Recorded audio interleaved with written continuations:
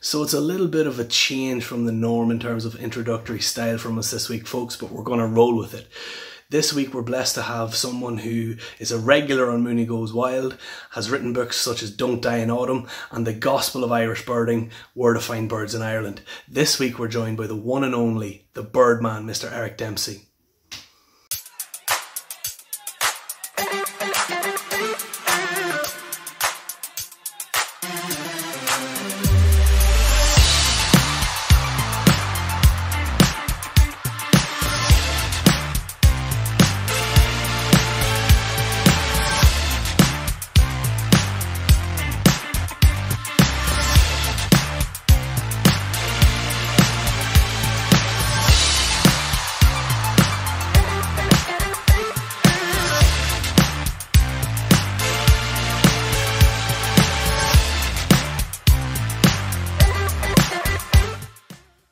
Okay guys, welcome back to Two in the Hand.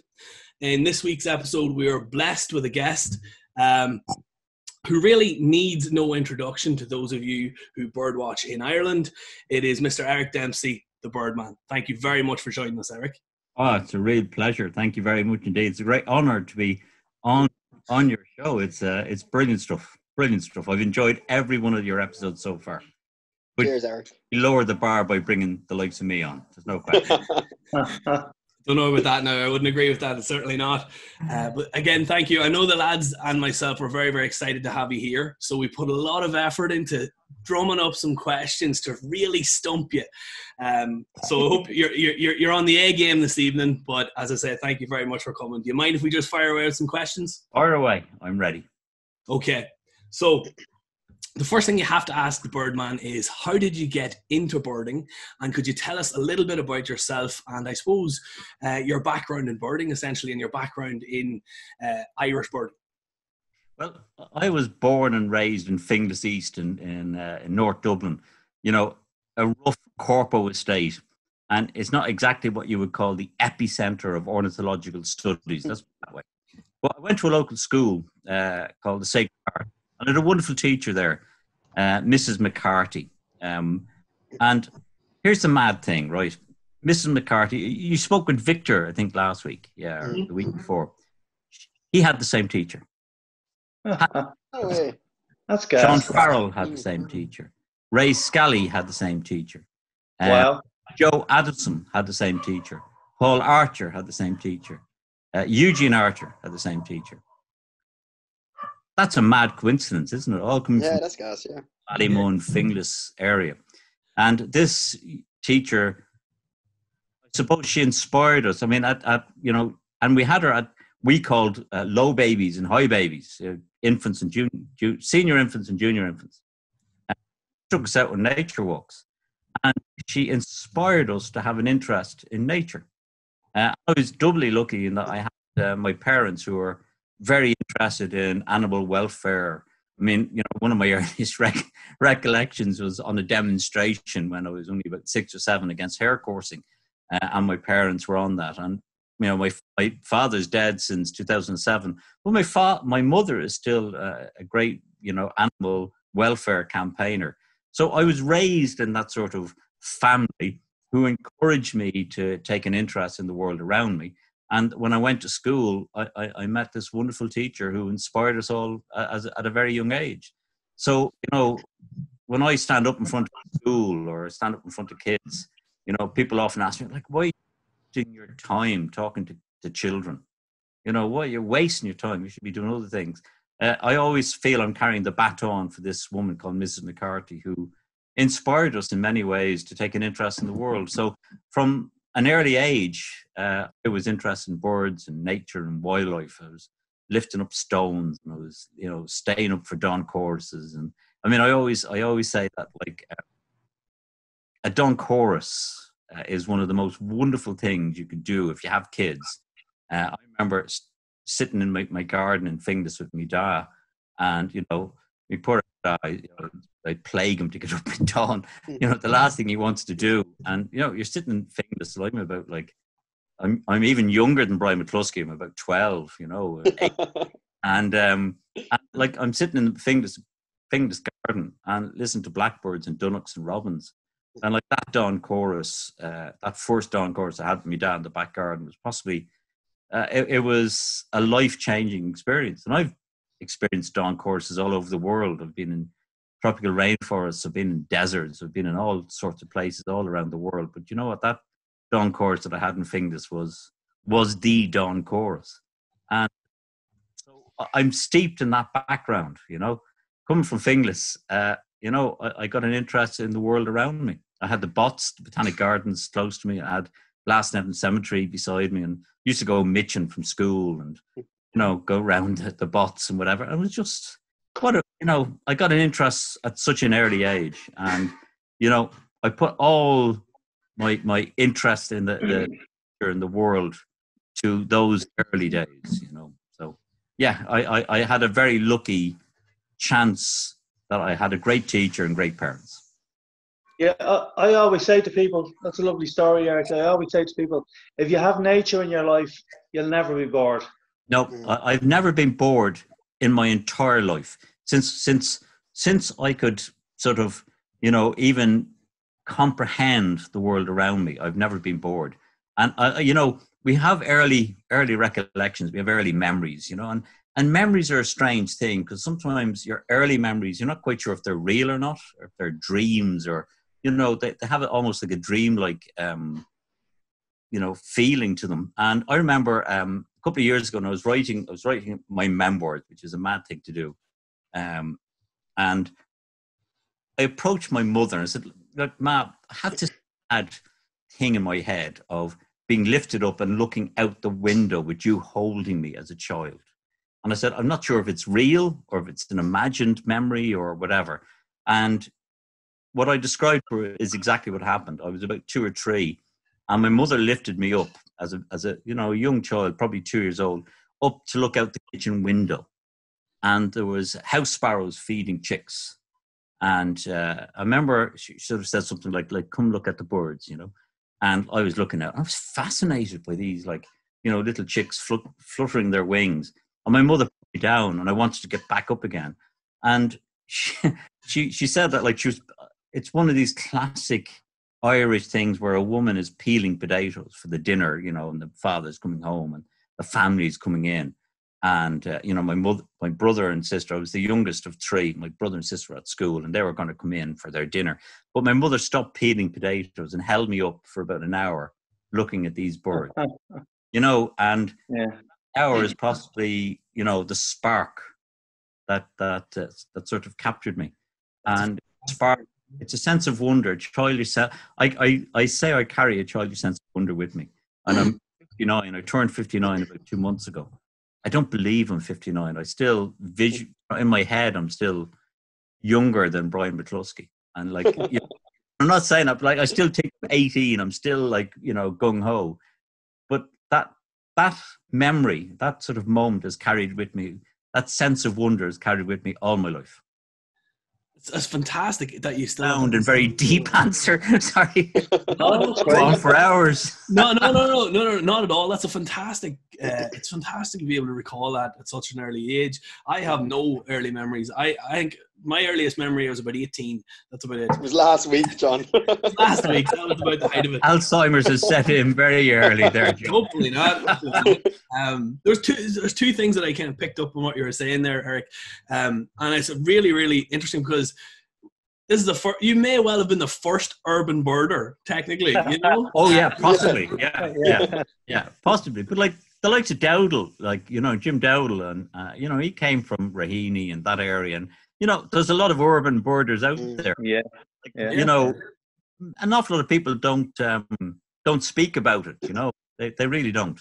And actually, just one thing that struck me there was, and we'll build on this later in the show, because it's something that I want to come back to, but it's absolutely amazing that one teacher could kind of influence so many people like that. For those who aren't active birders or twitchers in Ireland, that's essentially a who's who of birding in Ireland. It's all been kind of influenced by that one teacher. So, yeah, I mean, you see the likes of Ray Scally, who's now like a wonderful bird illustrator in Britain, who is like up there among the best.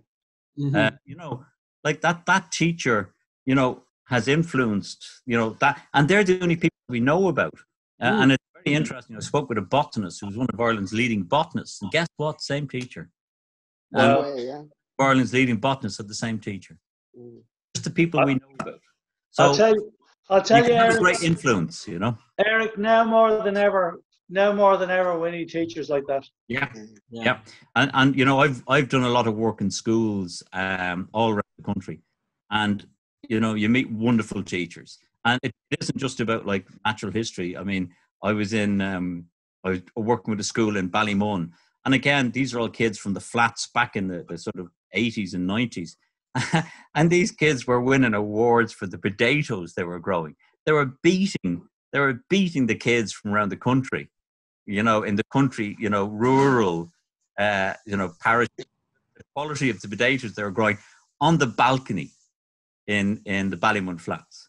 And I remember being in one of the classes, and there was a wonderful teacher called Orla Redmond, and she gave the kids, because I had visited, Eric the Birdman was visiting the class, no homework tonight. And the kids went up and said, "Oh, can you not give us a history project?" She was teaching history. She'd inspired history in these kids. So I actually think that the role of teachers, we underestimate it. We really do. So I stand up in front of a class, and some days you go, "Oh, Jesus, I don't want to be." It's the last thing I want to do is stand up in front of a group of kids, and suddenly there's one kid in there who sparks, and you know what I'm doing. If I can just make a difference to one kid in one school, what you do is worthwhile. Yeah. It's very profound. Very profound. Well said. Fantastic take on it. Fantastic. I must say, Eric, sometimes I dread these shows because there's prep that goes into it. I have to kind of feel like I have to be on and focused and stuff, and kind of try to make sure that. But it's fascinating to listen to you. I could sit. You might see me doing this at several points. I'm just sitting back there. It's very, very good. We encourage that. We're going to progress to question 2. I'll give one of my co-hosts the option to. Who wants to ask question 2? You'll have to remind me what they are, John. Right, I'll give question 2 a go. Matuski, you're doing Go with it, John. Go with it. I've the third one. You're doing every third. That's it. Right? I dread the third one. That's the old. Yeah. To be honest with you, the third one's a bad one. You're going to Don't trust this third one. Right. So they call you the Birdman. What's your favourite bird? And that's in Ireland and globally. I mean, there's lots of birds I absolutely inspire me. I love hummingbirds, for example. I've seen 116 species of hummingbird. Wow. I just adore hummingbirds. I've had conversations with David Attenborough about hummingbirds on radio interviews. Missed bee hummingbird, which is one of the birds I'd like to see. Buff-breasted sandpiper, certainly one of my inspirational birds. But I have to say, swallows. Barn swallow is my favourite bird in the world. And I think, again, it's going back to when I was younger. I remember in the Botanic Gardens with my dad and him showing me swallows swooping down, drinking off the ponds and telling me that these birds come all the way from Africa. And I'm going, Jesus, I was only about 5 or 6 going, trying to comprehend that. And every year I see a swallow, I feel I have lived another year. I've survived another winter. Because, when you think about, we are descendants of men who lived in caves, and winter was a really hard. Some of us haven't come that far, Eric, to be fair. Oh, no, especially in Monaghan, they haven't come anywhere. But you sort of feel like, you've survived another winter. You're here another year. And I always feel that every swallow, the first swallow I see coming back in springtime should be met with an orchestra. Because you think about what a swallow is only the size of your hand. And I've ringed swallows and helped ring swallows. They weigh half the weight of a bag of potato crisps. They have a brain the size of a pea. And they will leave Ireland and fly to South Africa, 10,000 kilometres from here, and come back and find their way back to the same shed that they were born in. And if that doesn't blow your mind, nothing will. I mean, I've seen a swallow in Edenderry, and he's come back to the same shed for 10 summers in a row. That bird has crossed the Sahara Desert 20 times. and you hold this little bird in your hand, and it's lightweight. It's like 18 grams, nothing. And yet the knowledge it has in its brain is just mind-blowing. And the fact that swallows do that year on, along with other birds, I think swallows are the epitome of migrants. And I think they're probably the first bird that really inspired me, that they can do this. I have to say, I'm a wee bit shocked there. I did not expect the humble swallow to be your favorite bird. You've seen so many species of hummingbird. I expected something mental, but yeah, that's crazy. When you think about it, I think it's the bird that inspires me, and I've been lucky. Swallows have been lucky for me. I've travelled to South Africa doing radio documentaries for RTE, and I've travelled and done a TV documentary for Crossing the Line Films, which, by the way, last night won a top award for their filming of a series in Cuba. Well done, Crossing the Line Films. Sorry, I have to say that. Brilliant. They are absolutely super. And so I have been lucky with swallows. I've been very, very lucky with swallows in that they've allowed me to travel the world as well. I've seen them. When you see swallows, I've seen swallows in Tunisia, right on the edge of the Sahara Desert in autumn, and they're flying. You've seen them at Tecumseh. They're up and down, and they're about to cross out into the sea. But I've seen them at dawn in the Sahara Desert, and they're doing that, and suddenly, like almost as if somebody flicks, a switch, and they're off out across the Sahara Desert. Like, it's phenomenal. So it's amazing the way that they can find their way back to the same shed. Yeah. Like John can't even find his way home from my house without using his sat nav. No, it's crazy. He's got a bigger brain. Yeah, well, just about, well, but I was the same. I had to get directions to Eden Derry, to find. I just swallowed. I'd come back 10 years in a row. That's like a barn in the middle of nowhere, and you hold this little bird in your hand, and you go, Jesus. I remember when I was a kid, one of my ambitions, and it's still an ambition of mine, along with world peace and finding the cure for cancer and coronavirus and winning the lotto. I'd love to speak swallow for one day. Interview a swallow. Say, actually, hold on, we're going to do a Zoom call here now, lads. Barry the swallow, and he's 8 years back in Eden Derry. How the heck do you do that? How do you manage to do that? I would love to speak swallow for one day. That's next week's guest, as swallow. Yeah, Barry the swallow. Next week, yes. But when you think about it, there's so much we have to learn about these things. It's phenomenal. Yeah. I've been in South Africa. You've seen these swallows, and helped ring swallows in South Africa, and there's Irish swallows there mixing with Russian swallows, mixing with German swallows, and then in the spring they all go different directions across Africa, and this little swallow, if he's successful, will get back to the same shaggin barn he was born in. And if you have a family who's owned a farm for 10 generations, the swallows that are nesting there this summer are the same swallows that nested there 10 generations ago. Blows your mind. Yeah, I tell my kids every year when they arrive, that you see the swallows flying over the horses and the cattle, and I tell them, only a few weeks ago they were flying over zebras and wildebeest and elephants, and the kids are just completely amazed by it. But the point is, when you tell adults that, they're equally amazed. That's true, yeah. They don't really think about it. I do talks all around the place, and you actually start talking about this to adults, never mind kids, and adults are going, gee, that's unbelievable. That is incredible. It's crazy. Yeah, very, very crazy.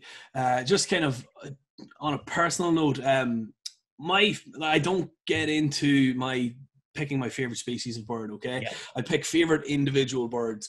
And my top two are, the first one is a spotted redshank. That was one of the first kind of birds I found. It comes back year upon year to the docks. And the other is a swallow. Now, I'm not sure the specific, it was either an albino or a heavily leucistic individual. And I remember very, very clearly the day that I was with my dad and I saw that, and it was like an angel flying about. It was fantastic. It's funny that you say that, because about 5 or 6 years ago, I was at Tecumseh Lake. Now, I'm not a religious man. I've no religion. And it was a very sort of time when the last book I'd written was out, and it received great reviews. And I was thinking of my dad. My dad was a great book lover and a great reader. And I was at Tecumseh Lake by myself, in my own thoughts, in my own world. And I was reflecting on, geez, I wish Dad was still around. I'd love Dad to share these moments with me, because he would have loved, the book and the reviews. He would have loved the whole thing. And as I was thinking this, a white swallow arrived, and it started circling me. And I was out at Tecumseh, and that swallow was with me. Now, it was with me because it was very obvious, if you know what I mean. There was thousands of swallows with me, but this white swallow, it felt every time I looked around, this white swallow was with me. And so many people who have heard that said, "Oh, that was your father." That was, it was a swallow, a leucistic swallow. But it was a very, see, I'm not a religious person, but I actually feel a spirituality about birds and an emotional thing with birds. And it's, and I think that's very key. I think we can get all too cynical and clinical. Yeah. I think we need to actually sort of feel, need to feel birds and feel nature as opposed to just observe it and clinically document it. Yes. All found and running on question 2, lads. What have you done? Remember, Brian, when you're feeling these birds, no means no. But we'll hand over to that's a fascinating story. I think you're right. Sometimes it's you're caught up a little bit in the whole momentum of the thing. You get to take everything in. So that's an excellent point. Yeah. Right, Brian. So, Eric, do you consider yourself a twitcher? Yes. Once a twitcher, always a twitcher. Yeah. I'm a recovering twitcher. My name is Eric, and I'm a twitcher. I love the buzz of seeing rare birds, Brian. Like like any of us, we just, you get an absolute buzz, especially when it's a new bird. Yeah. And that excitement, that adrenaline, is that. The brown booby. You saw me. You were there that night. You were there that night. I arrived up, and the brown booby turned up 12 minutes from my house, but I was in feckin', excuse the language, I was in in Dungarvan, and I get a phone call to say there's a brown booby 12 minutes from your house, except that I'm 2.5, 3 hours away. Believe this. I cannot believe this. And there's no question, Michael O'Cleary was down there as well. And, both of us are sort of reformed twitchers, we're in denial. Doing survey work. I'm doing survey work. And I just say, you know what, lads, back this. We can do an extra day on the end of this, and we zoomed up. And then, of course, when we got there, the bird was missing. And I can't believe this. Mm-hmm. So the thing I love about twitching, when you see the bird, the feeling is just fantastic. But when you dip on the bird, the feeling is so dreadful. It's almost fantastic, if you know what I mean. It's like the emotions are so high that you almost get high from dipping, if you know what I mean. I know that sounds crazy, but like you're so involved in trying to see this bird. Mm-hmm. But yeah, I am a twitcher, but here's the thing is that I don't let that dictate my life. And that is changed in the last few years.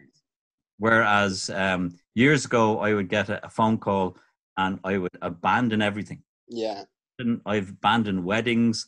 I've walked out on funerals and, you name it. My poor brother, could tell many tales where he'd arrange something and be a family do. And suddenly there'd be a phone call and I'd be gone. I wouldn't even, I'd forget to even tell people. Yeah. Going. So it doesn't dictate my life, but I still love the buzz of seeing a new bird. I still love the buzz of getting there. I love the journey of it. I love the travel of it. I love the tale of it. I love the story of it. And oftentimes it's as much the story of seeing the bird as seeing the rare bird itself. It's like, who you're with, how you got there, the journey, getting the boat. It's all that sort of the story around the bird is as important as the bird.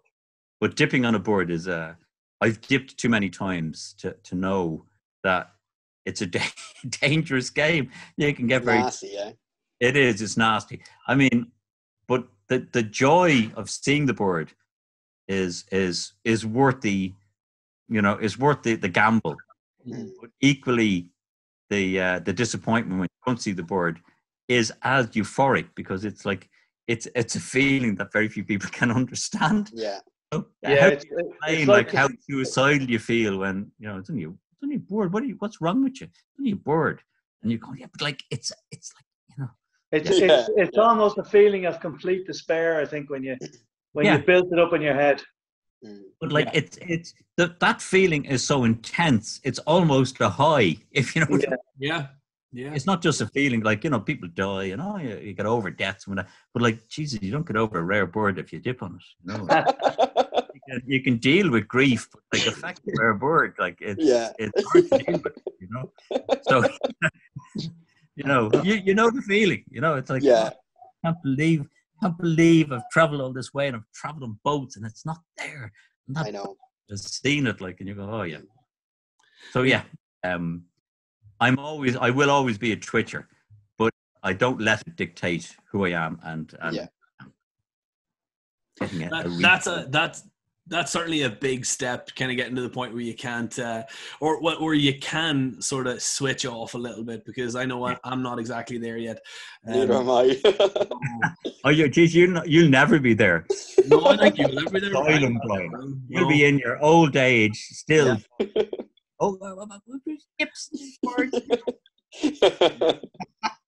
Sitting on a headland in a mobility scooter. We'd be carrying them across the Cumption. God, still trying to get a good view or a tickable view of the frame. God, love him. He'd be holding the bins and he'd be going, hey. And he'd be 99. Well, thank God I'll not be there at that stage. I'm sick carrying him already. What was your first twitch, Eric? What was your very first twitch? Redneck Grebe at Dunleary, 1979. And it was because I was going to the Birdwatch Ireland, or it was called the IWC, and I heard about this Redneck Grebe at Dunleary. Mm-hmm. I was at the IWC meeting on a Friday night, and on Saturday morning I said, geez, I have to go out and see this bird. So it's the first bird that I physically went with that aim to see it. Yeah. So I put Redneck Grebe as my first twitch at Dunleary, 1979. Which pier was it, or whereabouts was it? It was on the West Pier. That's exactly where I ticked one. Yeah. Yeah, it was given. I mean, I know it sounds mad. I often wonder what's different about Dublin Bay, because in Dublin Bay in the 70s and early 80s, you'd get long-tailed ducks, and black-throated diver was a regular in Dublin Pier, and birds like Redneck Grebes. Once I got my first one, they were there almost every year. So they're quite a scarce bird now, for some reason, in Dunleary. So I think perhaps, I know it sounds mad, but perhaps the cleaning up of Dublin Bay has happened on the bird species that are in there. Long-tailed ducks and common scouters and things were common off the West Pier, but you give your eye teeth now to see a long-tailed duck there. Mm. Just back to the Redneck Grebe, is it my imagination, or has that become scarcer nationwide? I think it has. It's a proper rare now. Like, it's definitely a proper rare. Yeah, I mean, like in the 80s and 90s, like, you go down to Sandy Bay in Kerry, and there'd be two there, and like you get them off Dunleary, so they were more regular, but they're certainly much scarcer, I think. Definitely, yeah.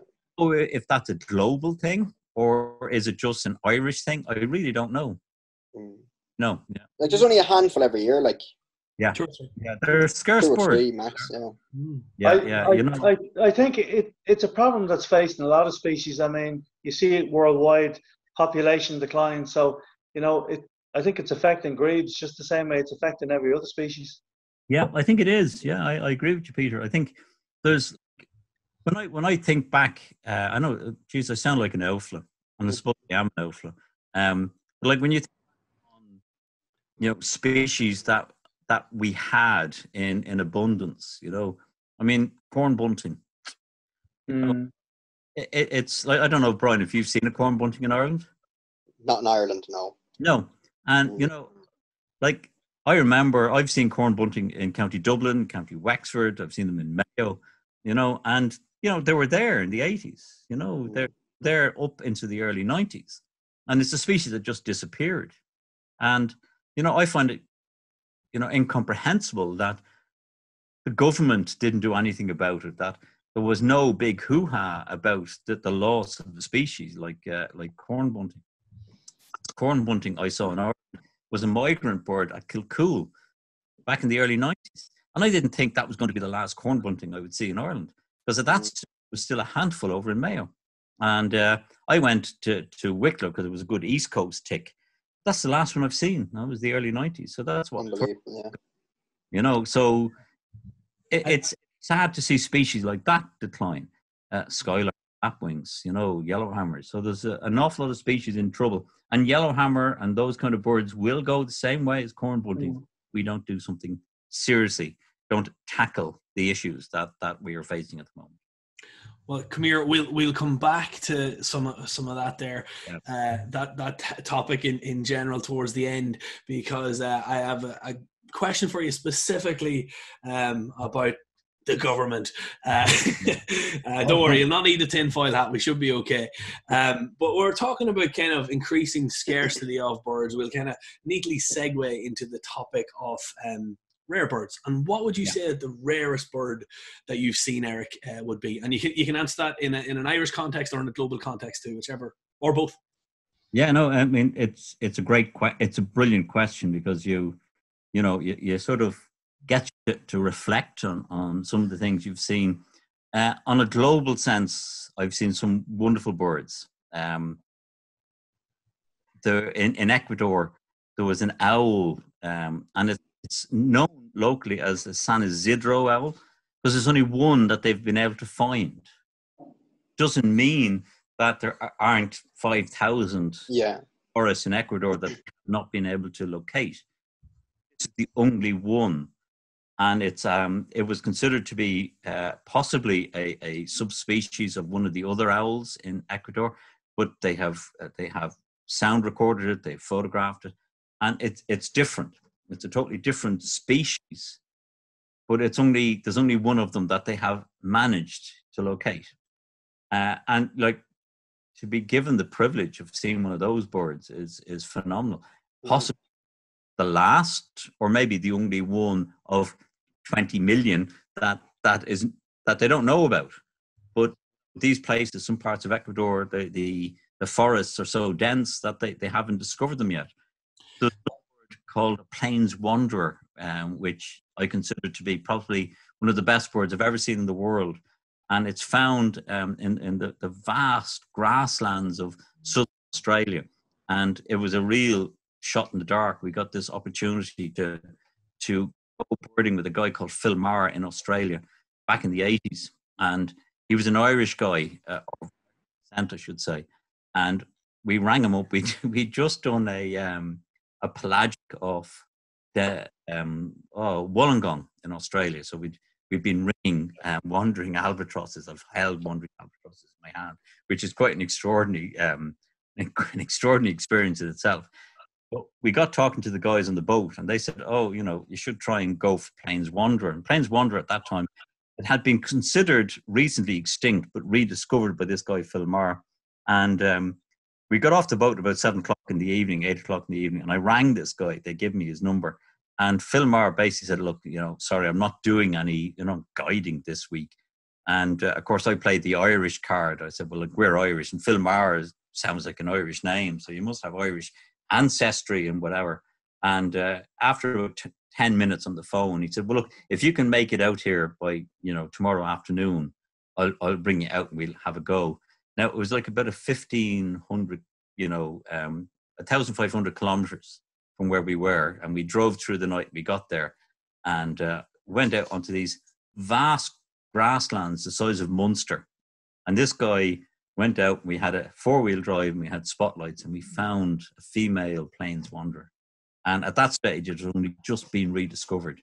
And to me, I think that's possibly one of the most spectacular, rare birds I've ever seen in my entire life. It was just, I think it's, again, it's not just the bird, it's where you are, the darkness and the nighttime sky and the Southern Cross and the birds, and all we had for for food was a raw carrot. I don't know if you remember. And this guy had a bag of carrots, and we were eating raw carrots o'clock in the morning, watching the planes wander. So it's all of that sort of combines. What is the rare bird, the rarest bird you've seen. So plains wander is probably the bird that I value most, because it's a really hard bird to get. And what about Ireland? Hold on one second. Ireland. I'm going to stop you. Hold on. I have two questions. So Plains Wanderer, Plains Wanderer has been recently was recently rediscovered. What's its status now, Eric? It's now that they know where they are. There's several hundred pairs that they estimate. Which Guy Filmar spent years looking for them. They were considered. It's a bit like night parrots in Australia. They were considered extinct. And, people who were dedicated went out for years and years and years. And in the last few years have rediscovered colonies of night parrots. And now they have found where they are. And it's a bit like that. That was back in the late 80s, So they were extinct as far as, the last record was back in the 1920s or something. And this guy was living in this area and basically spent his life trying to rediscover them. And, he brought people out. He wouldn't tell people where they were. And I don't begrudge that, because this guy had put in the years and years and years. And he was speaking with farmers. He was speaking with people. And as a result of what he did, that species is beginning to thrive again. A bit like corncrakes, you put conservation work in, you protect the areas, and they're doing well. That's fantastic. The second question I have, Eric, is about what was the name of the owl? Sorry, it's San Isidro, and San Isidro is an area in Ecuador, and there's a sort of a bird lodge there, which is like just phenomenal for hummingbirds and you name it. Mm-hmm. And they discovered this bird, and the nearest relative is there's if you go to places like Ecuador. And a lot of these Andes species are all elevation, certain species at 2,000 meters, 3,000, 4,000, 5,000, 6,000. And this bird is at about 3,000. And the other closest relative is only about like 1,000 meters. So like there's elevation difference, there's a vocalization difference, and there's a plumage difference. And it's still unknown, but they consider it to be the only one of its kind that has been documented. But because a lot of the forest tracts and the forest areas of Ecuador are still so dense, it is possible that it is just one bird that's, I suppose, an anomaly that is perhaps come down from a greater height, or has come to the edge of a forest where in fact the main population is further in and has yet to be discovered. So it's a bit of an unknown. It's a strange one, It's strange. I'm going to ruin your buzz, Eric, and suggest that there's also the possibility that's the last one, which is and it is possible that is the case. I mean, you see some lads like who've seen Slenderbill curlew. I know the likes of Aidan Kelly and a few others clearly saw them in Italy. Morocco was the last place for Slenderbill curlews. But back in the very early 80s, there was a small population that used to occur each winter in Italy. And Michael clearly saw them. So, we know guys who've seen a bird that has now gone extinct. Yeah. And that's frightening. It's mental. Yeah. Yeah, that's quite frightening. And you're quite right. San Isidro owl, that one individual might be the last one. I don't know. Really don't. Right, so what's your rarest bird in Ireland, Eric? The rarest bird I've seen, well, I mean, I've seen lots of first Irishes, I mean, like a lot of us, I've seen a lot of first Irishes. I suppose, like when you think on a global turn, KN tern is possibly one of the scarcest birds from a global point of view, there aren't too many KN terns in the world. Yeah. And that bird in Wexford this year was a very, very special bird to see. It might be a once in a lifetime bird. Absolutely.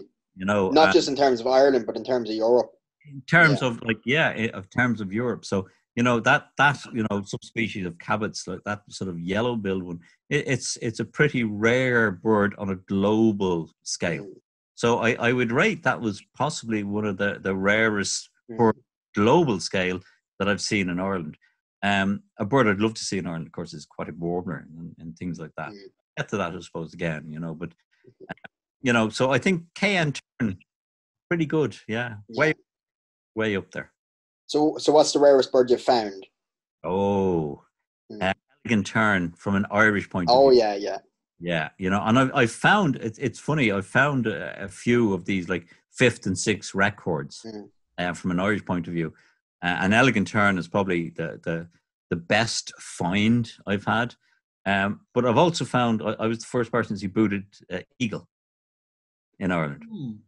And that has been elevated to category D or D1. Yeah, that should be category A. I think so. Yeah. And of course I'm saying that. Of course you say that. But some of the reasons given for that bird not being accepted as a genuinely rare bird is, firstly, the weather or the feather wear. It was abraded on the tail and the wings, but booted eagles are known to be like almost like sparrowhawk, like in pursuit of prey. They will go straight into acacia bushes. They will tear themselves up. And I've spoken to many people who have seen birds in worse wear in February, January, December, all those kind of times. Males, adults, females, juveniles, all in ragged order because of their hunting technique. The other reason why that bird was rejected as a genuine rarity is that they are considered not to like to cross open water. And they do that every year anyway. Every year in the Canaries. They winter every year in the Canaries. Yeah. Cross through the Seychelles, the Indian population, the Asian population that spend the winter in Africa will cross out across the Indian Ocean, crossing the Seychelles Ocean, the Seychelles Islands. They're regular every year in the Seychelles. There's even been a record in Iceland of booted eagle. And then the other reason that was given is that the early date, I saw the bird in the end of February in Wexford. So, they're saying that they should be in Africa at that stage. But of course, there's several individuals that spend every winter in Europe, in France and South Spain. And 2 years later, there was an influx of winter records from Italy. Something like 70 individuals were seen in 2001, 2002, that winter in Italy. So they're not unknown in Europe in winter. So that bird turned up in the end of February in Wexford, and it spent the whole year and the following year trying to reorientate itself back into Europe. Last week I saw a black kite. Yeah. In the same area, So it's my only first Irish record that I have found in over 42 years of serious birding, and it was relegated, unfortunately, probable escape. And I actually genuinely think it should be reviewed, and I think the Northern Ireland Bird Rarity Committee, whatever they are, the NIRBC, and British ones need to actually take another look at that, given the evidence that booted eagle occur every year in the Canary Islands. Yeah. Is there a process for that, Eric? Is there you can appeal it. You can I would appeal it in writing. And you need to do your research, and you need to have a very good reason. But it's complicated in that it's not just the IRBC; it's also the Northern Ireland Rare Bird Committee and the British Birds Rarity Committee. Did it turn up? It turned up in Wales, did it? Or? It turned up in Wales. It went over to Scotland and Wales. It was seen in Cornwall. Then it came back to Ireland. So it did. It was trying to reorientate itself. I would be incredibly annoyed about that, Eric. And to be honest, if it came to it, I'd be tattooing on somebody's head. I don't accept a big tattoo of a booted eagle on my shoulder. That's terrible. And it says "Feck the IRBC." It's a first.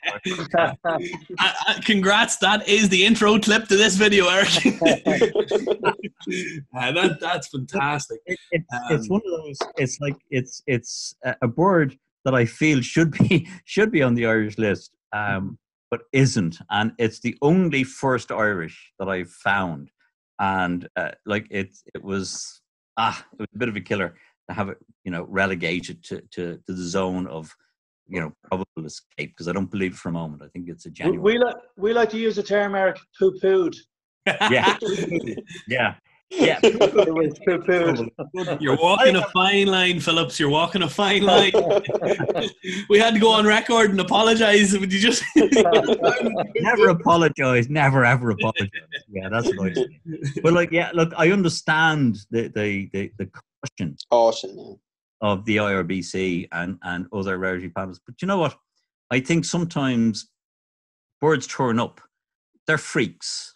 They do turn up. And I think they should be, innocent until proven guilty, as opposed to guilty until proven innocent. And that's my view with a handful of birds. I think the same with greater flamingos back in. Yeah, absolutely.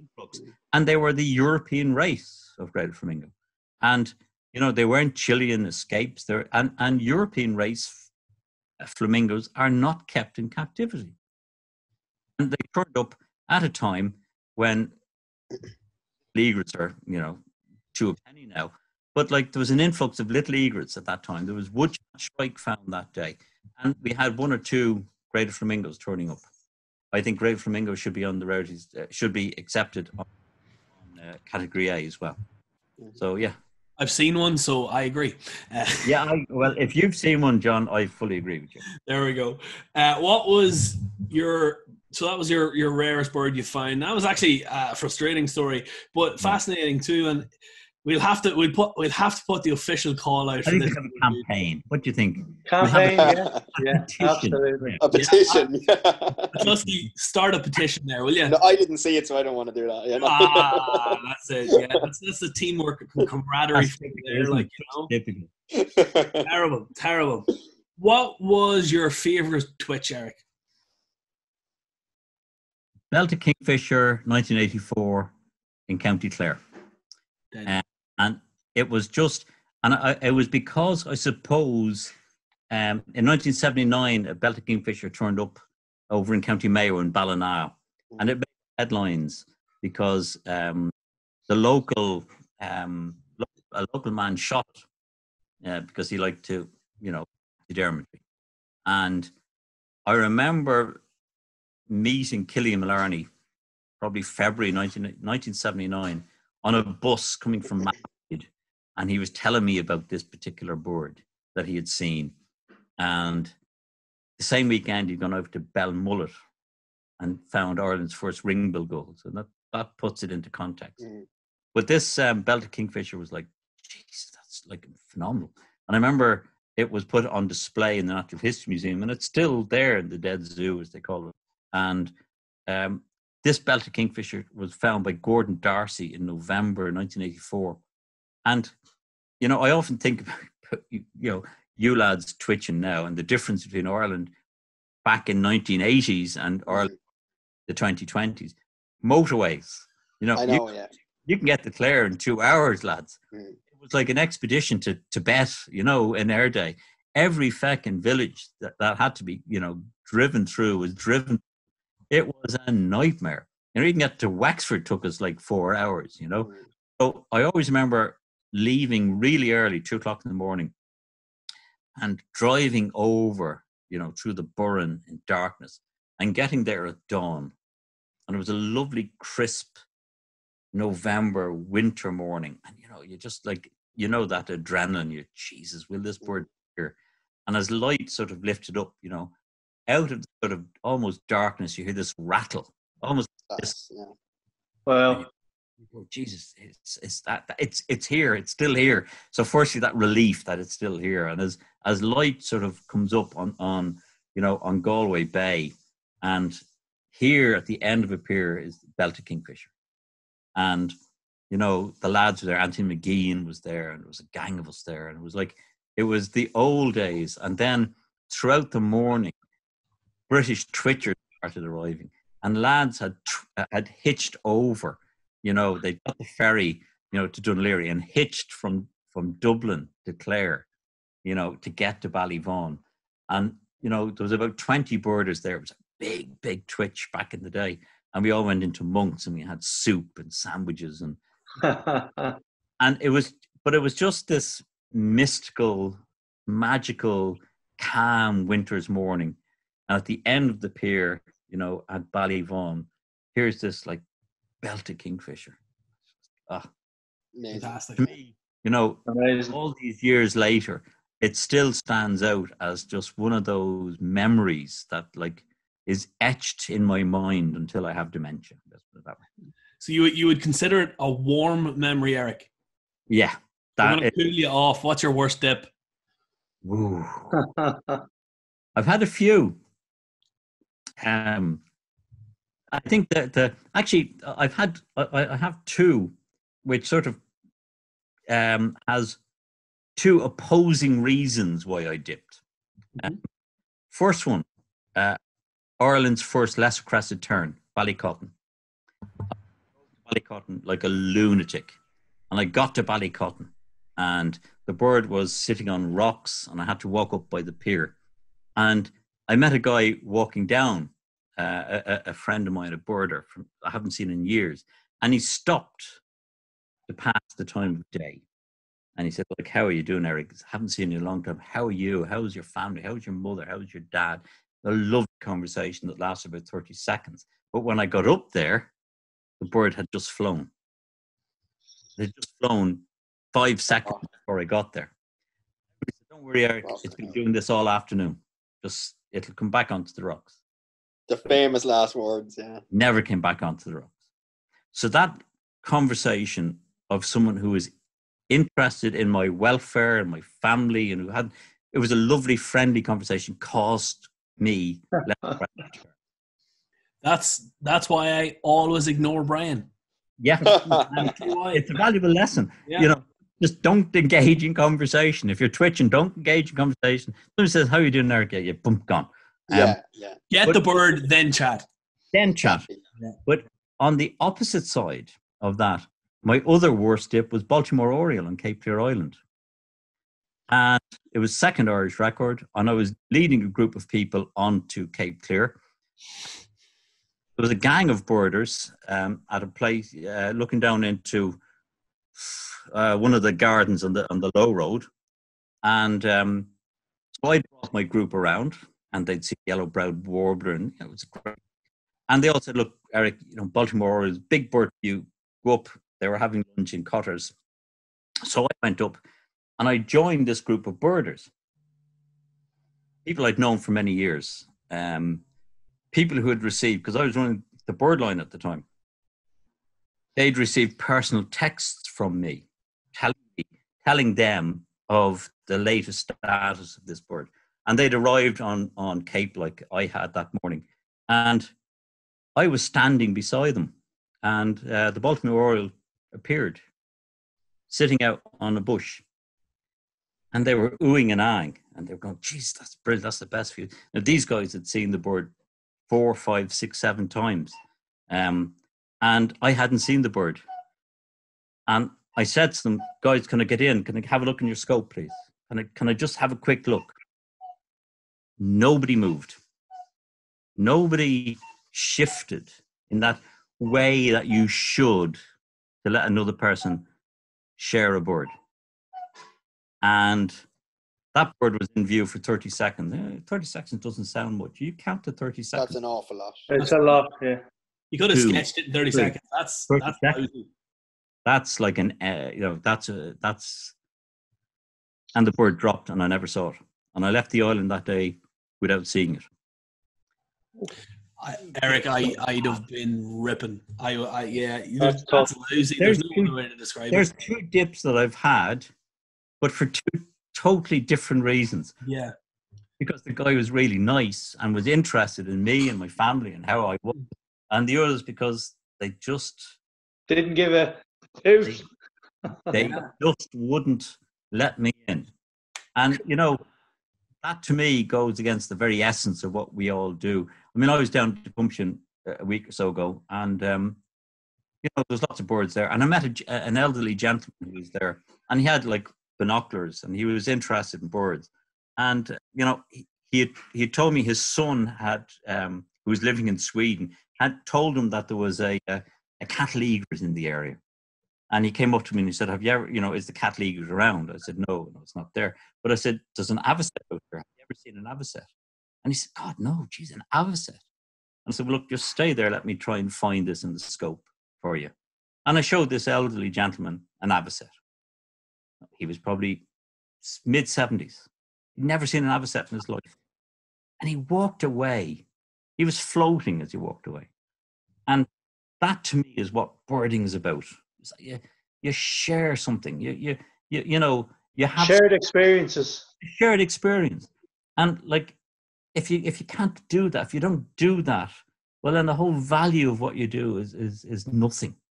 And that are you listening, Brian? Are you? Are you taking this in? Take no, Hungry Maniac, are you? You know, Brian, I mean, I was there when you guys arrived for the Stone Curlew. You know, and he was like panting.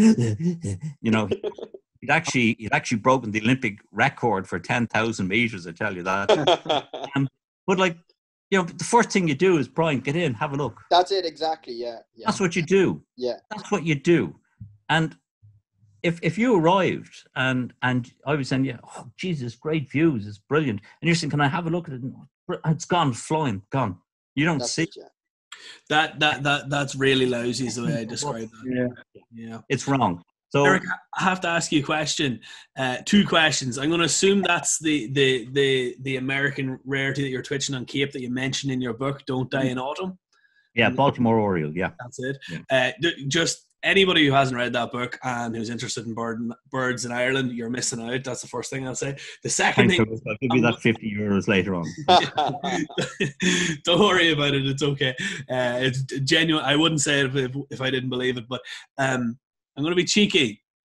Are the birders that were there still birding? Because if they are, Brian and I will trip them and push them. Just say the word and push them into a hedge. It's funny, a lot of them are. Yeah, a lot of them are. Yeah. You know, and it's funny, people have sort of said to me, name and shame, and I never will. I mean, it's not, there's no vantage, there's nothing to me to name and shame, like, you know, and it's not about shame. Are you sure, Eric? The internet can be a horrible place nowadays, like, you know, are you sure? But, you know, the truth is that, like, you know, people said, oh, you've forgiven these guys. People have said that to me. It's not up to me to forgive people. I've moved on, you know. You know, these people have to live with themselves. Yeah. They know who they are. You know what I mean? I could never live with myself. Yeah. If the likes of you and John and Brian arrived for that Stone Curlew and I had it in my scope and I wouldn't let you look in and then suddenly the bird is gone. Yeah. I would sort of say, geez, that's a bad thing to do. Yeah. Lousy. Bad. It's a lousy thing. I'd feel bad about myself, you know? It isn't up to you or John or Brian to forgive me. It's up to me to sort of actually reconcile that with myself. Yeah. You know, I've moved on, you know. A better man than I would be grinding that axe on my counselor told me my counselor said I have to say I've moved on. You've You've kind of really succinctly put together 2 of the, I suppose, the utmost of positives and utmost of negatives of birding. So that's on a personal level. I'm going to ask you something about, you know, the general twitching community. As regards twitchers, there is this negative perception. There definitely is. We don't have the best reputation in the eyes of the general public, be that in terms of our actual behavior, but also actually understanding what kind of compels us. As someone who's involved with birding for so long and involved with the media, what would your kind of opinion be about how to go about changing that perception? How do we kind of make it a positive image, if that makes sense? How do we rebrand? How do we rebrand, Eric? That's what I'm asking. That's a tough one. You know, let's be honest, right? I'm going to be very frank here. As a lot of birders are strange people. Yeah. You know, let's call We're a always spade saying that. a spade. You know, let's call a spade, right? You know, I mean, I look at them, and I include myself in this lot, right? So like, it's not like them. It's like birders are a strange bunch, right? You know, you look at the madness of, say, the brown booby. Like, how do you sort of actually I know. quantify that to the normal people looking at you as you run up and down a wall, you know, trying to see a bird, like, and you try to explain, like, you know, this is a rare bird. You're going, yeah, but like these are lunatics. What I will often say is that, you know, how many people went out to look at the comet there recently that was there? You know, lots and lots of people went out to see that comet. Why? Because it's maybe a one-off, once in a lifetime. Yeah. Brown booby might be a once in a lifetime experience for me in Ireland. And when you put it in that context, people sort of understand the obsession. But I think a lot of birders get negative press because, you know, that they're so obsessed with seeing the rare bird. You know, the normal etiquette of going into private land, climbing walls, you know, knocking down old ladies, you know, on the pier, you know, in attempt to see the bird. And I've been that person. I've walked over old ladies many times. You know, in fact, actually, I've stood on old ladies to give you a better vantage point. But, you know, I think we need to be sometimes less obsessive and try to explain to people the fun of it. I think twitching can be very serious and can be bitchy, and twitching can be competitive, and twitching can be nasty. But twitching is fun. And I think get over the fun aspect of it. You know, there's a lot of backbiting. You see some of the situations in Britain where they're all fighting each other and they all hate each other. And all, you know, lads, seriously, it's only birds. It's not cancer. It's not COVID-19. You know, it's not like, you know, the end of the world. It's just bird in the long run. Yeah, we all get a buzz of it and we all get great fun out of it. But, you know, we should also appreciate the fact that a lot of people don't understand what we do. Actually try and make it a little bit more understandable for people. And if there are people who are on the peripheries who are, you know, just carrying binoculars, bring them in. Say, come here, have a look at this. This is really great. And a lot of birders don't think like that. You know, I suppose I have been for many years doing, you know, I've been involved in branch work, involved with the Dublin branch, the IWC, back in 1979. I started the Tolka branch. I've been working with people, you know, doing bird courses and whatever. So perhaps I think differently.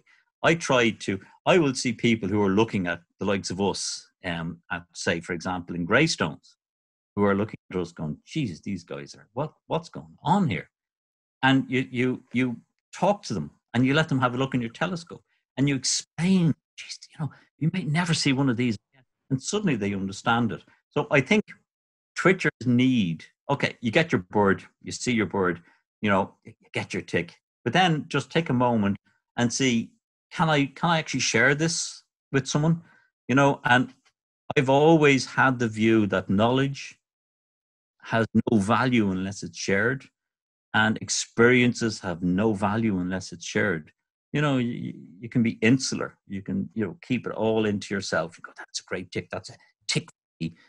And you walk by someone who has an ordinary pair of binoculars who hasn't seen the bird, and you don't give a damn. Just take a step back and just say, do you know what? If I was that person, because, you know, I always say that twitchers forget they were beginners once. Yeah. I've seen birders. It's like you're talking directly to Brian, Eric. It's scary, like, I am trying to be. Yeah, I'm not gonna lie. Even still, he won't cop that. You may need to be a lot less subtle. We're working on him. I God love him. It's not his fault. It's not my fault. No, I blame him. But no, all jokes aside, you know, I mean, if you just took 1 minute to share the experience with people, they might understand it.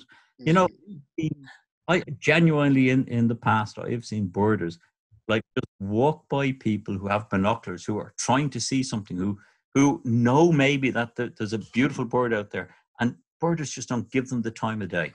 Yeah. I learned very early on, there was a brilliant man, and you know, he's sort of almost forgotten, Maurice Bryan.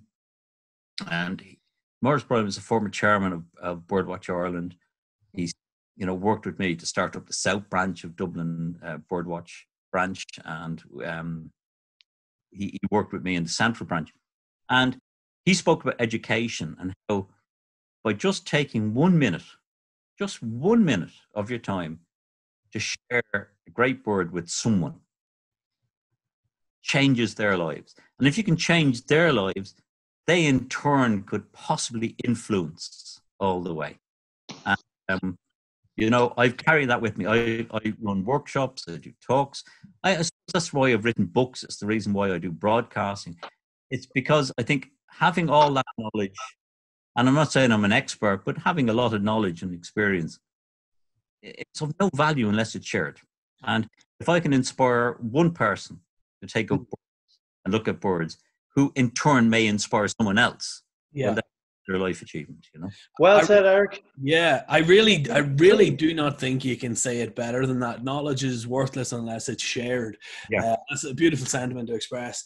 And it's actually a nice kind of segue into the next question, Eric, which is concerning one of your other books, which is Where to Find Birds in Ireland. And if that is not the essence of sharing knowledge that some people might want to hoard and might want to keep separate or secret, I don't know what is.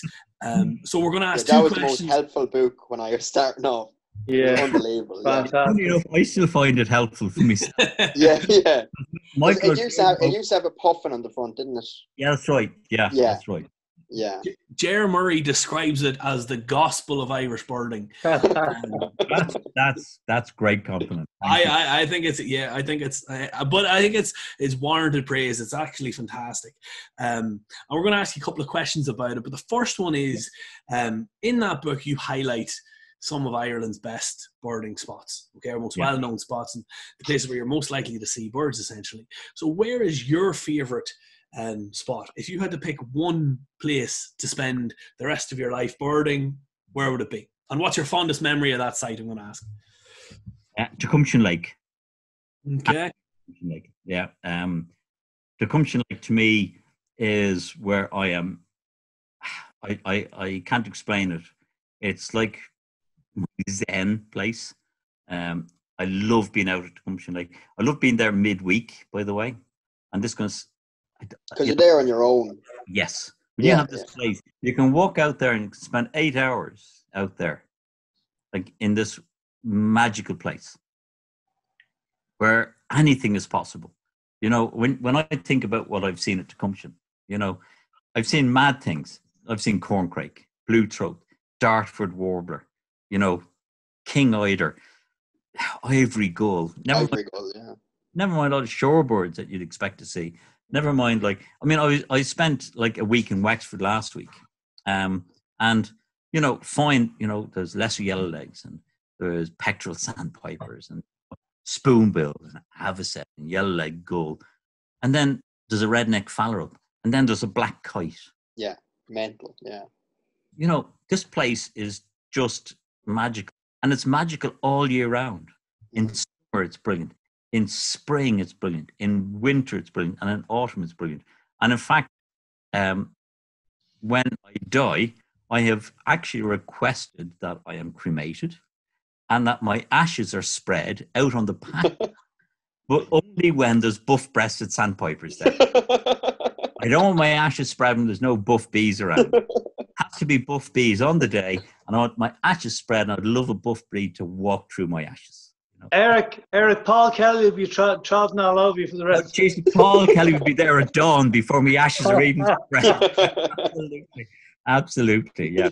Like, I suppose, you know... You mentioned that birders are a bit of strange people, Eric, at any point, did you? Because I think it warrants re-mentioning. But it's not a wonderful place to have your ashes spread out in the patches. And there's buff bees there. Jeez, yeah. What more do you want? You know. Yeah, Like, that's fantastic. Why? So- Why decumtion? I think I've explained why decumtion, and the magic birds there are to me is buff-breasted sandpiper. You know, after swallows, buff-breasted sandpipers are they are the bird. And it's interesting. I went to decumtion in 1979 first, and in 1980, going out at Lingstown, which is now, for those who don't know Lingstown, it's just a dense reed bed. You used to be able to drive out there. There was a pathway where people stand looking for birds of prey. There was like a pathway out there on sand, hard sand, and you drive out to the patches. In fact, I did my first driving lessons on the patches at Decumtion. Wow. I remember in September. That's crazy. I know, it's mad, Yeah. isn't it? Yeah, when you think about these Where was the path that went down through Lingstown then? you know, if you just look to the right where you stand, you know, there's a mound of gravel where people Yeah. look for birds of prey. You know, just to the right there's sort of a pathway. You know, you can see a channel in there. Well, those reeds weren't there. That was all sand. And it was hard sand in the autumn if it was a dry autumn. And you could drive out from there all the way out to the patches. That's and really mental, yeah. and you could view birds from the car. It's phenomenal. And if you go into the wrong areas, you got stuck in the sand. Yeah. Remember many years ago, Bill Oddie and Tony Marr got stuck in the sand, and they had to get a tractor to go out. And then that tractor got stuck, and they had to get another. And it was like a real mayhem. There was like him and his car and a tractor and another tractor pulling them all out of the sand. Well, that was like magical. And I remember in 1980, buff-breasted sandpiper, in 1980, September 1980, which is 40 years ago, I was down. And when I think back, you know, I was lucky. Victor spoke about it last week about, you know, birding with the likes of Killian Mullarney and Dowdle and Fitzer and people like that. You know, I was hanging around with those guys in Flynn, you know, 79 and 80. And it was semi-palmated sandpiper, the first that we all saw. And Muller had found it just near Lingstown, just a little area just beyond Lingstown. And there was a bird sandpiper there, so 2 Irish ticks.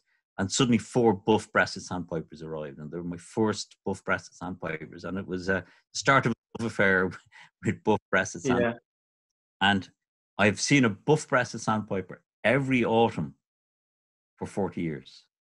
And my God, it's a bit like swallows. You know, if you don't see a swallow, I look forward to seeing my first swallow in the spring.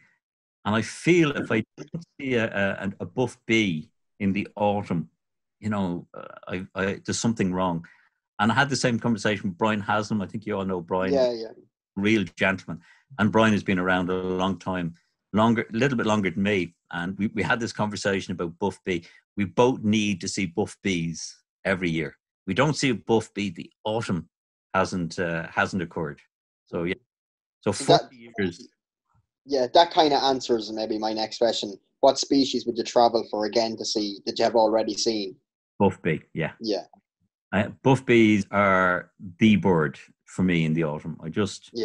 They are just something special about them. I've had them walk through the tripod of my, the scope. I remember finding a buff bee and it was obviously fresh in, and you know, it was asleep. It was exhausted, and I remember it looked at. It sounds all sort of very bit crazy, but I remember like finding this bird and it sort of looked at us. I was with Mick O'Cleary and I think Fergus Fitzgerald, an old friend of mine, and it looked at us as if to say, well, just back off, I'm just here, I've just arrived. And, you know, we backed off and we sat for about 3 or 4 hours and that bird just slept. And it was just fresh in. You think the journey that bird has made. It's been up on up in the jet streams and it's come from Northwest Alaska and here it is at Tecumseh. And you're privileged to see this bird. I think it's a privilege to see birds like that. So yeah, buff bees are the magical bird of Tecumseh. Yeah. Does that answer your question, John? Yeah. Fantastic, Eric. Very much so. I should be just going yes and no. I'm telling you, you're an interviewer or a group of interviewers' dream, very much so. So again, we're going to talk about the book, Where to Find Birds in Ireland. We're going to look at it in from a little bit of a different perspective.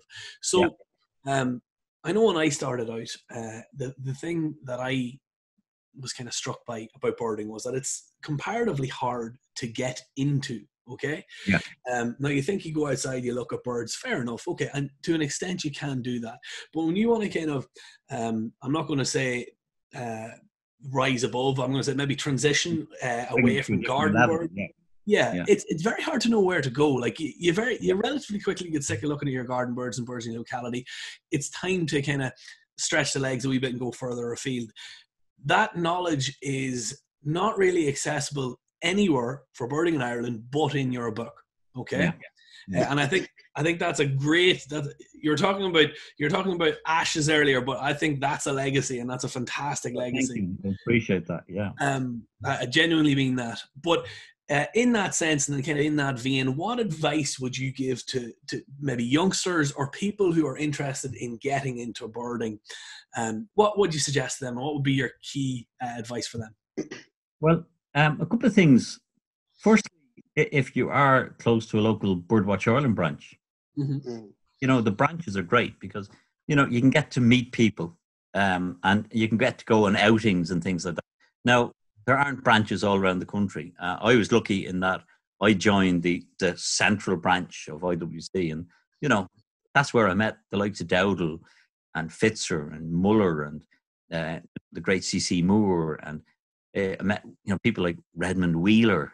I've met, Rutledge and, all of these people, the likes of Killian and Jim Dowdall and Fitzer, they're still here. But like Redmond Wheeler, was a great man who, he found the first Royal Tern with the Cork. Wow. These were people. Oh yeah, on the bull and the bridle as well. Yeah. In the 50s, and I have a book up on my shelf here that when he died, his wife gave me because Wheeler, wanted to give me a book. That's wonderful, and it's signed by his wife saying, Eric Redmond wants you to have this. I value these things, and now I met these people. So I think a Birdwatch Ireland branch, if there's one close to you, that's a good start. I would always say to birders, to young guys starting off, enjoy it. Don't take it too seriously. I know we all get het up and we miss birds and we are suicidal, whatever. Have the crack. I see you guys and your some of your the videos that you've done. It's great fun, having the ball, you're having the crack, you're having. I think if you didn't have the fun when doing it, what's the point? And there's some people who are way too serious about it. I've guided and I've met people who are big year listers and big listers. I met a guy a couple of years ago, and he hired me. He was looking for 2 birds in Ireland. He was a big world lister. He wanted to see corncrake and he wanted to see woodcock. And it was at a time when corncrakes were present in the Shannon Callows. I picked him up in Dublin. We went out at dawn, got to the Shannon Callows, and I found corncrake for him. Not only did we hear it, but we saw it. And it was about 8 o'clock in the morning. I said, okay, we're going to go here and we do this and we do that. And he said, no, I don't see anything else. I just want to get woodcock. When is woodcock out? And so not till about 9 o'clock. So he said, we'll bring him back to Dublin to the hotel and pick me up at 9. What the hell? Yeah. He'd no interest. And he hadn't been in Ireland before. He was not interested in seeing anything else except those 2 ticks. Yeah. So I can't get my head around that. No. I still I was out doing survey work yesterday. And, I found myself laughing at a hooded crow that had grabbed a young herring gull's wing because there was bread, and the hooded crow decided, and the herring gull was going for it. The hooded crow grabbed the primaries of and that to me entertains me. Yeah. Don't ever get tired of looking at simple things like that. So have a bit of crack. Enjoy it. Don't take it too seriously. If you miss a bird, you know what? It's tough. But you guys are young enough. They come back, you'll get them again, That you won't, Peter. It doesn't mean you. Peter, I'm sorry. If you don't see it, that won't be back. Like myself, if you don't see it now, you're done. Like myself. But the other thing I would say is that if you look behind me, all those books on my shelf, they're my notebooks. Wow, yeah. I have 82 volumes of notes going back to 1978, and we're all into spreadsheets and we're all into e-boards. We're all into all those kind of things, but they don't capture memories. They just capture data. And I said this to you, Brian. Yeah. Keep a notebook, and you're doing a bit with your blogs, but keep a notebook because I nearly see. I have tried it, and it almost feels a bit like a chore.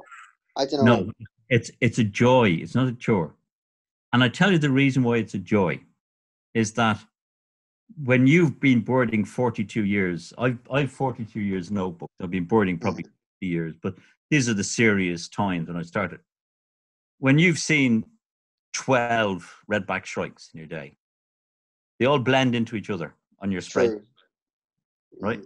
But I can pick off my notebook and I can tell you who I was with, the crack I had, everything.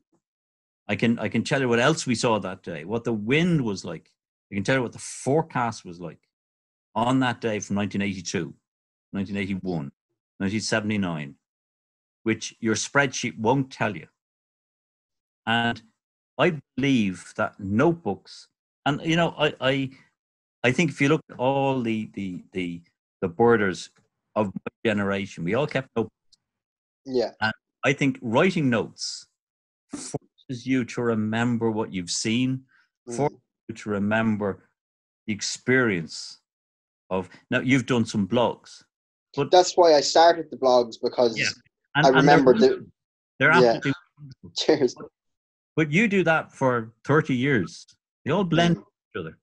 Yeah. Notebooks where I can take off any of those books and I can tell you who I was with, what the weather was like, how I got there, what time I got there at.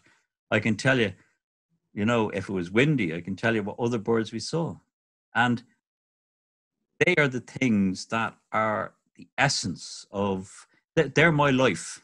That's my life story on those shelves behind me. My boarding life story, I should say. Life story. If you want another blog about my life story, we can do that. But that's my boarding life story, on those shelves behind me. I've 82 volumes of those kind of notebooks and about 6 or 7 other volumes before that.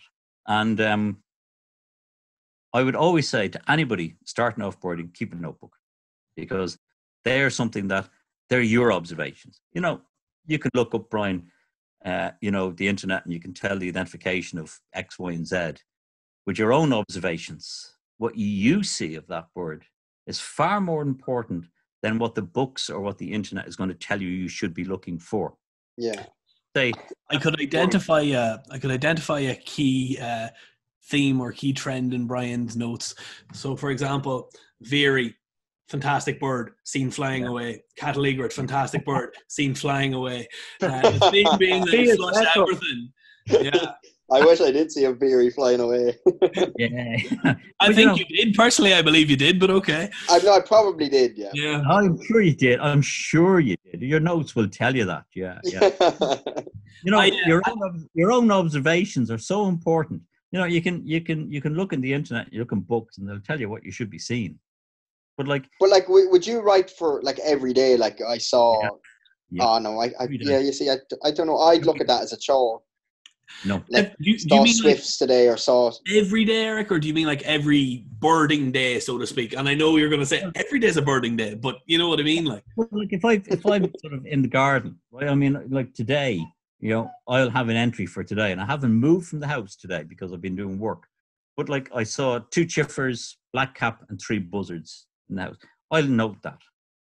Would you? Yeah. Very cool. I will, of course, I will. Yeah, because it's a day that I remember, and I stood out and I look at those buzzards. Why wouldn't I document that? It's regardless of that, it's a hell of a data set. That it's a data set as well. But it's my reference to my observations. Yeah, and this is the key, right? Is that we are so oriented to what you should be looking for. I always say that if you look at a bird, it looks like your Auntie Mary. That's what you see. No book will tell you that it looks like your Auntie Mary. If you like is a weird looking eye in that bird.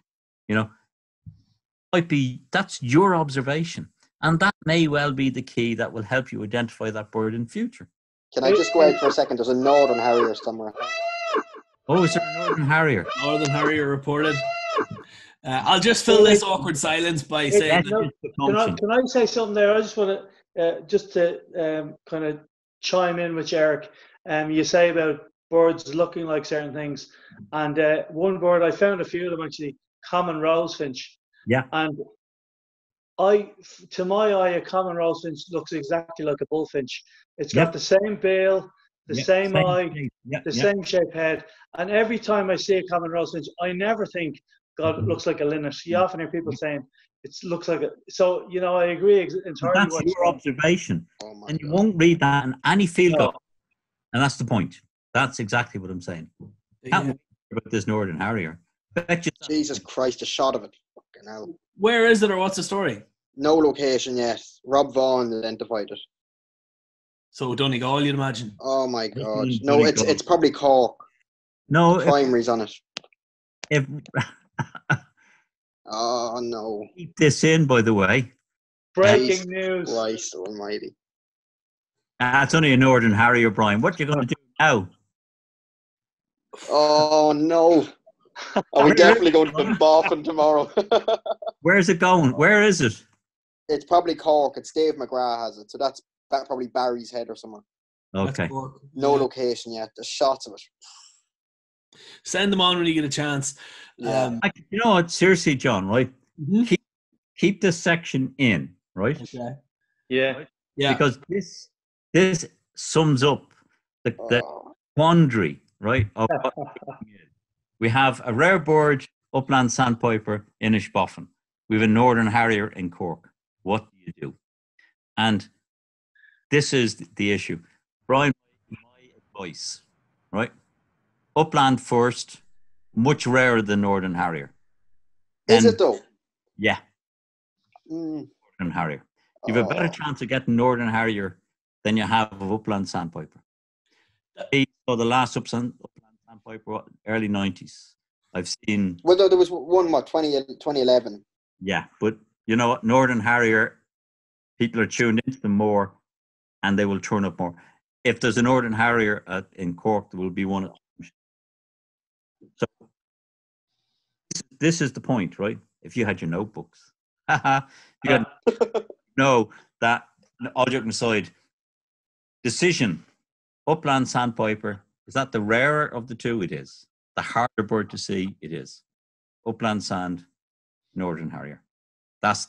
We better get the upland sand tomorrow. We're not staying over. What did I say to you? I said, myself and Eric were chatting before you guys get on, and I was saying I do not feel confident about this upland sand. I hate Inishbofin. I think it's an unlucky kip of a place. I've never connected with a bird there, but I've went for it.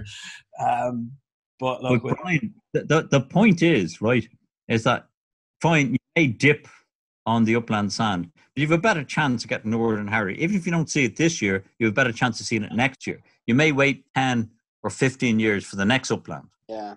You have a better, you know, that's the rarer of the two. And well, I know, nobody really knows either what the story is with northern harrier because all the records were in 2 or 3 years. Yeah.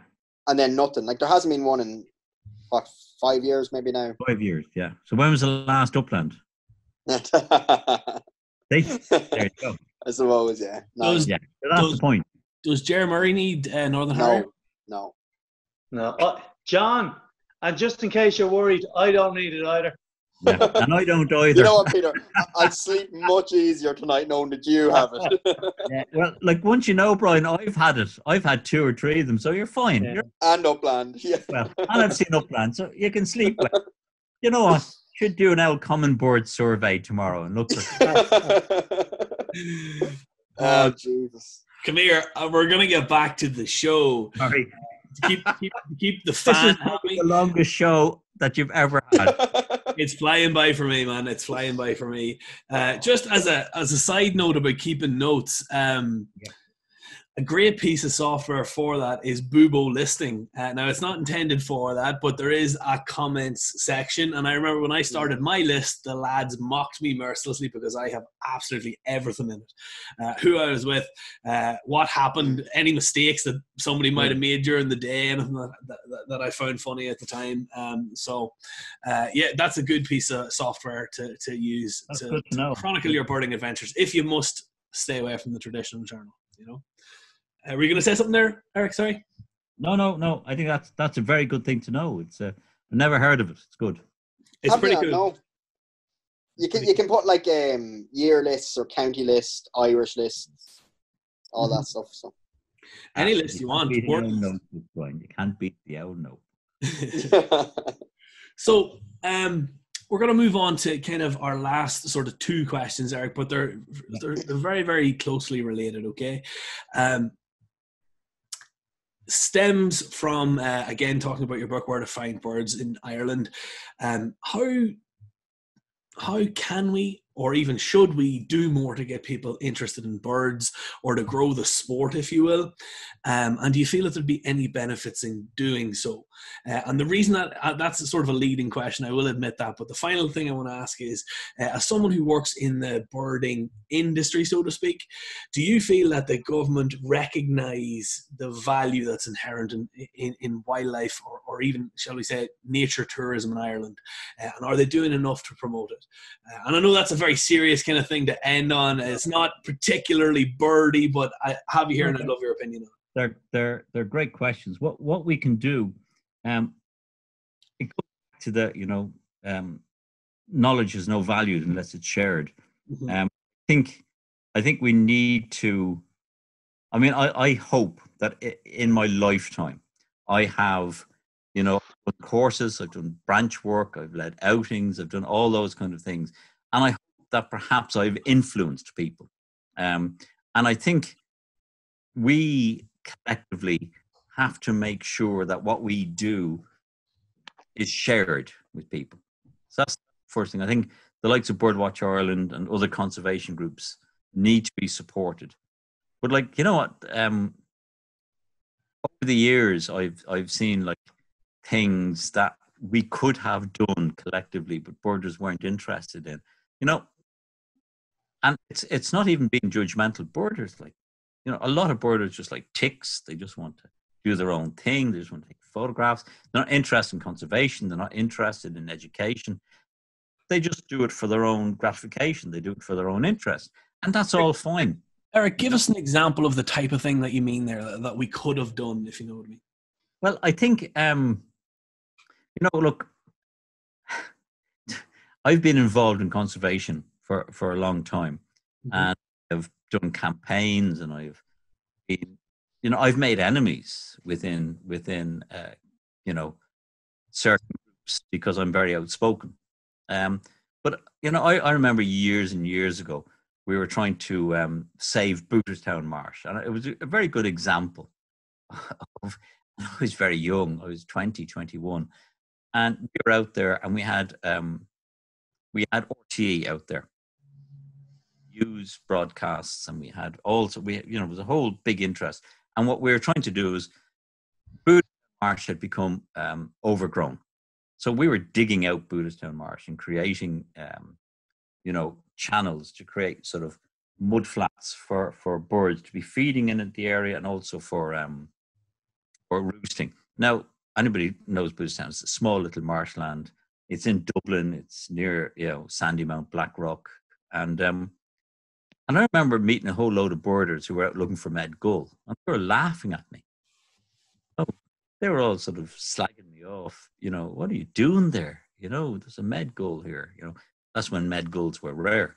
And, and at the same time, 3 weeks later, that Med Gull was in Booterstown, and they were all there. But that really gave me an insight into the fact that not everybody who is a birder has an interest in the conservation or the welfare. They will give out if the consumption is built on, but are not prepared to actually put their work in to conserve or to support campaigns or to do. If I said to you, okay, look, lads, on next Saturday, we are going to gather, and it's October, and we're going to gather, and we're going to try and clear some of the reed beds to create more pools for birds. How many of the birders would turn up? You'd be on your own, Eric, I'd say. You'd be on your own. Yeah. And that's the reality. Now, that's not a judgment, because people do their own thing. They're into birding for their own reasons. But that's the key. You know, we actually have to, if we really care for the birds that we see, not just the rare birds, but, you know, the habitats, the environment, everything about them, you know, we have to actually put a bit of legwork into it. We have to put a bit of effort into it. And, you know, over the years, I feel that my sort of effort has been trying to educate people. I think if you educate people, and people take an interest, with an interest comes a responsibility, and with a responsibility comes action. And so I think, you know what? I think if the birders just take a step back a little bit from, you know, the hardcore scene, you know, they'd all give out, by the way, if Tecumseh was built over. But if you ask them to turn up to the Dáil to sign petitions or to stand outside the Dáil to prevent Tecumseh being built over, turn up, because, you know, that's not their thing. I think you make a valuable point there, Eric. People don't take personal responsibility. You know, they want these things. They want the habitat for the birds to turn up in, but at the same time, they're not prepared to do anything to make sure that the habitat is protected. But Peter, you're saying people there. You're saying people there, and you're being very humble in the way you're saying that. And I would argue you're being a bit of a deflector there, because I know you personally have went and tried to create habitat on Tory Island at home, put in wildlife ponds. Like, you're very, very proactive in by comparison as well. So there's credit to be attributed here. You know. So there's a lot of people who like you know try and do things. And I mean, like, I have not been sort of physically, I mean, I've not been involved in Tory. You know, I've tried to educate people in Tory, and you know, I discovered that the thing that I can do well, and that sounds arrogant, and I don't mean it to sound arrogant. I can talk, as you can see here, and I can educate, and I can hopefully inspire. When I look at some kids that I spoke to at an early age, who are now good birders, you know, who came to me when they were like Rob Vaughan. I met Rob Vaughan when he was 8 and 9, you know, and I took him under my wing and brought him on trips, and I showed him, and I encouraged him to do field sketching and various things. And like, you know, it's funny you say that, because he was one of the first to take me birding. Yeah, and there you go. See, that's the influence, right? Yeah. And if we could all just do that, I'm not talking about going out and digging fields or changing habitats, but if we can all just contribute one little thing, just one. Rob Vaughan took you out birding, Brian, and he took you out birding perhaps because I took him out birding. Exactly, yeah. And I went out birding because other people took me out birding. And if we all make that contribution, you know, the environment would be a much better place. Yeah. And if we can all of us just make that contribution, you know, we can make a difference. We really can. I'm passionate about conservation. I'm passionate about education. You know, as I said before, that Morris Bryant said, education is the key. You can educate people and get people interested in what you're doing and what you're saying. And if you can inspire kids, if you can inspire adults, I mean, you know, I could talk all night about experiences I've had, you know, guiding people. I remember, and it's a very sad story. There was a young woman who I took, you know, on a bird watching course, and I showed her a kingfisher, and it was the first kingfisher she'd ever seen. She always wanted to see a kingfisher. But unbeknownst to me, the girl had come back from Canada. She was about 30, and she had a brain tumor. And she died about a year later. And I got a letter out of the blue from her parents saying, that I had helped her fulfill a lifetime ambition of seeing a kingfisher. And she spoke about that up to the time she died. Well, at that time, I was just showing someone a kingfisher. Yeah. I just took my time to show this person a kingfisher. And once, that sort of letter sort of knocked me for six. It wasn't a big deal for me to show her a kingfisher. Put it in the telescope and say, come here, let me show you. It's a kingfisher. And I remember her saying, oh, God, I've always wanted to see a kingfisher. But I wasn't aware how important that was to her. Mm. And I wasn't aware how important that experience was to her family when she had died. She was an anaesthetist, a very intelligent, clever woman who happened to have a brain tumor. And I made a difference in her short life. And because of that, her parents wrote to me when she died. I didn't even know she had died. I didn't know she was ill.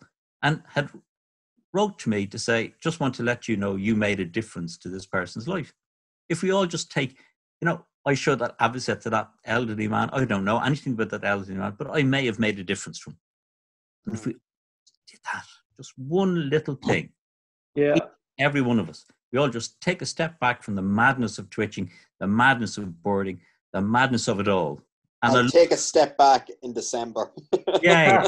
I love the madness of it, Brian. I love the madness of it. Yeah. You see the Upland Sandpiper and you share that with someone tomorrow and say, Joe, just come here, over here. That might make a difference to them. That's the point. That's Eric, all. He won't let me look through his scope. Share that with someone tomorrow. What are you mad? He wouldn't even give you a lick of his 99. No. I know that. Brutal. We're not that kind of a show, Eric. We're not that kind of a He show. has 2 flakes in his 99. I know it. I know. Don't I know?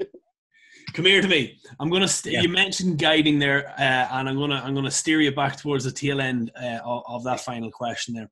And this is probably my kind of marketing background coming into it a little bit. But as someone who works in the birding industry, do you feel that the government recognise the value of the product that we have here in Ireland, and are they doing enough to promote it? And I'm not just, I suppose maybe birding might even be a little bit too niche of a term to put on it, but the wildlife product that we have here in Ireland. What's your opinion? Not for a moment. This government and previous governments don't recognise ecotourism for what ecotourism is. Mm-hmm. Been at various conferences, and I have created mayhem where they have spoken about like ecotourism. There was an ecotourist conference, and I was on this sort of panel of experts, and about ecotourism. They all spoke about like green organic food and green organic restaurants. There was not a single thing. Fuck that shit. Yeah. One of the eco-tourist offering was jet skiing on one of the lakes. And they viewed outdoor as eco. In Wicklow, there's a new thing called an eco trail. And I was at the Wicklow tourism thing, a seminar recently, and they launched this eco trail. And the eco trail is a platform where people can go mountain running. And why are you calling it an eco trail? And they said, well, it's environmentally friendly. I said, well, like, what's it got to do with eco? Eco is environmental, it's ecosystems, it's, but eco is a word that's bandied about. We greenwash Ireland. This country is a disgrace when it comes to environmentalism. It's a disgrace when it comes to the funding of the National Park and Wildlife Service, the National Biodiversity Unit in County Waterford. We give more money to the greyhound industry than we give to the National Parks and Wildlife. I think is it 17 million, Eric, the greyhound industry get? 17 million euros. We have, and unfortunately I get political, and I don't mean, and I hope I won't offend, and you can edit as you choose. Fire away, Eric. Yeah, but like we have a Green Party, which is great, and we have the climate actions and various things. But the biodiversity seems to be just thrown, on the side, like hair coursing. Sorry, Shakespeare, had a great saying, and it was something that I learned when I was very young. To though an own self be true, and then as surely as night follows day, thou canst not be false to any man. basically, if you let your integrity and your principles go, you're not real, you know. And one of the principles of the Green Party was, for example, hair coursing. You know, they've sold that out. You have the forestry plan. They've sold that out, you know. And so the government has no value on the environment at all unless it makes profits from it. Mm. Unfortunately, if you're going to protect the biodiversity, if you're going to protect what we have, there's no profit in it except the profit of being right and doing what's right. And we're a long way from I think that's a fantastic way of putting it. I suppose from my perspective, there's an irony there, because I think this is one of those rare situations where you can have your cake and eat it too. Yeah. Because with the right investment, we could be protecting those areas and developing a product that would be putting us on the global stage. I mean, tourism, we're such a tourism-centric economy, and this is a growth area within the tourism industry. When you think that ecotourism, John, is the fastest growing form of tourism in the world. Yeah. And we have so much to offer here. Yeah. And, you know, I remember years ago when I started off professionally, there was a grant. It was it's funny, 2002, when I started professionally, it was the European Year of Ecotourism. Mm-hmm. And I looked for a grant. I was setting up a website, setting up my own little bird watching tours industry. And they offered me €1,500, but only if I went to New York to a tourist fair with brochures.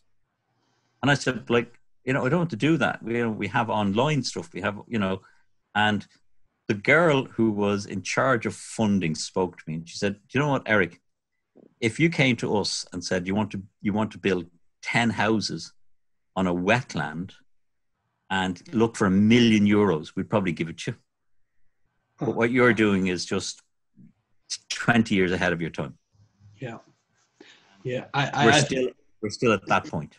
20 could be a little bit of a low ball as well, Eric, because it's just, I think we start to see a shift within that industry and the recognition there, but massively underdeveloped, and it is very, very much the case of us not realizing our potential.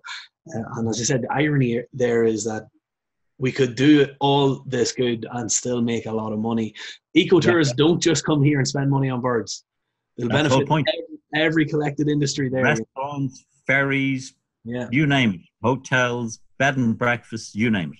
Yeah. Big money. And there are in the USA, there was a survey done that the birding market in the USA is worth something like $60 billion. Yeah.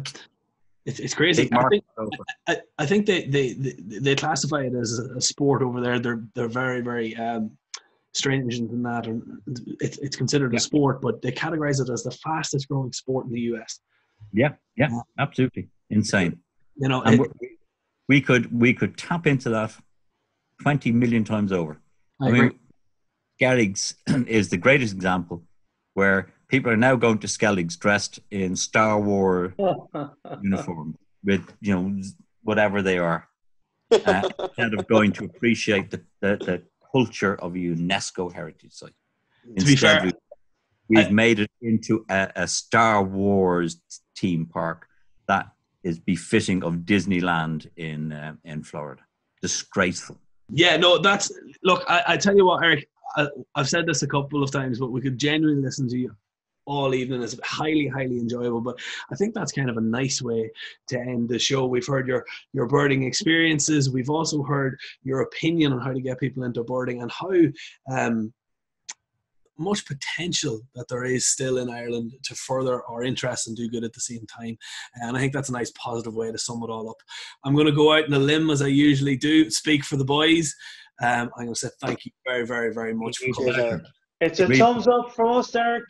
Yeah. And Eric, I'll remember, if I dip the upland, the northern scene tomorrow, I'm blaming you. That's fine. I'll take responsibility. Boys, if you see the upland, I equally want responsibility. True, yeah. Okay. We'll send you 99 in the post. Eric, I'd like to in the post. Just send box of flakes. That'd be fine. thank you very much, Eric. It's been a pleasure, and we'd love to have you on again in the future. Thank you. I'd love to be on again. Thank you very much. Cheers, Eric. Guys. Thanks, Eric.